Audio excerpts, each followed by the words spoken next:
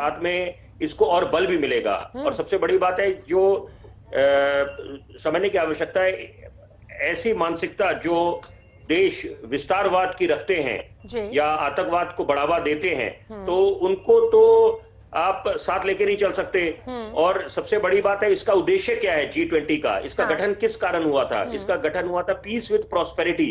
ये बात समझनी है कि वो तो है ही कि इसका जो एक स्लोगन है कि one earth, one family, one future, लेकिन सबसे बड़ी बात है पीस विद प्रॉस्पेरिटी। दोनों चीजों को तवज्जो मिलनी चाहिए कि आपको शांति भी चाहिए और साथ में आर्थिक विकास हो और सारे देश समृद्ध हों। और ये कारण है कि यहां पर, क्योंकि अगर युद्ध की स्थिति बनी रहेगी, जो रूस और यूक्रेन का युद्ध थमने का नाम नहीं ले रहा, तो वहां पर ऐसी परिस्थिति में किसका फायदा होगा?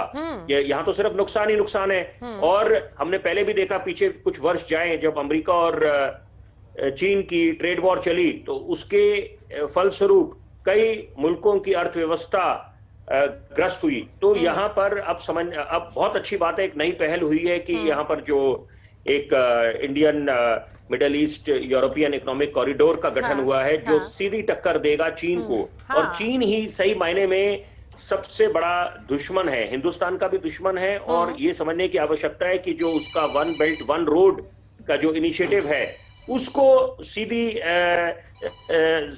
सीधा एक चोट पहुंचेगी चीन को। क्योंकि यहां पर कोरोना काल, मैं चाहता हूं कि यह दर्शकों का बात जरूर पहुंचे, क्योंकि कोरोना काल का जब दौर आया, सदी की सबसे बड़ी महामारी आई, तो वहां पर हम महज एक अंदेशा लगा रहे थे कि यहां पर एक वुहान शहर से एक वायरस निकला है।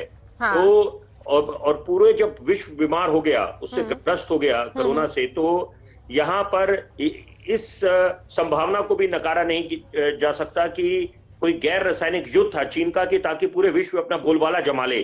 क्योंकि चीन की हमेशा से विस्तारवाद की नीति रही है और इससे सारे मुल्क जो शांति अमन चाहते हैं वो इत्तेफाक रखेंगे कि एक्सपेंशनिस्ट पॉलिसी रही है। और लाल किले की प्राचीर से भी देश के माननीय प्रधानमंत्री ने जब अब देशवासियों को संबोधन करा था, तो वहां पर उन्होंने बोला था देश के सामने क्या चुनौती है, दो बड़ी, आतंकवाद और विस्तारवाद। तो यहां पर विस्तारवाद की जब बात करी थी तो चीन की तरफ इशारा था, आतंकवाद की बात करी तो पाकिस्तान की तरफ इशारा था। तो ये दौर वर्तमान का जो है वो हिंदुस्तान का दौर है और यहां पर पूरे देशवासियों ने कमर कस ली, एक संकल्प ले लिया है कि हम उस दौर को दोबारा लेके आएंगे जब हमारे महान देश को सोने की चिड़िया कहा जाता था, the land of the golden sparrow, और $1 $1 का अब था। हिंदुस्तान को उसी सोने की चिड़िया में एक बार फिर से तब्दील करने के लिए क्या लगता है? देखिए, सीधा सवाल विपिन शर्मा जी, मोदी की चाणक्य नीति कितनी कारगर साबित हो रही है? बिल्कुल, सवाल आपका बहुत अहमियत रखता है शिल्पा जी। और यहाँ पर हिंदुस्तान जाना किस लिए जाता है?